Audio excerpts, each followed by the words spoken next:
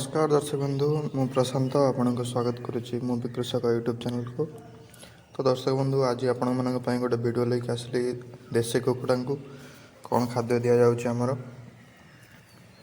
तो राति आमर गहम पानी रे भिजा रखा जाउची। सकाळ गले से गहम को छांकी रखिकी पानी गड़ी सारा से खाइबा दि जाउची। तो भेदा गहम खाइले से कुकुड़ा मानकर ग्रोथ टिके शीघ्र बढ़िबो। तो आप जदि गहम को गजा करिके टिके दे परिबे ताले आउरी अधिका विटामिन गहम रे। सब देखि पारथिबे देशी कुकुड़ा केमिति गहम सब पकेला पर खाउचंती।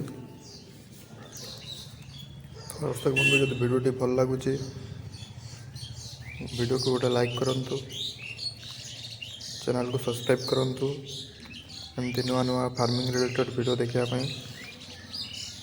तो दर्शक बंधु जदि देशी कुकुड़ा मान दाना दवा तार अधिका खर्च हम लॉस हम।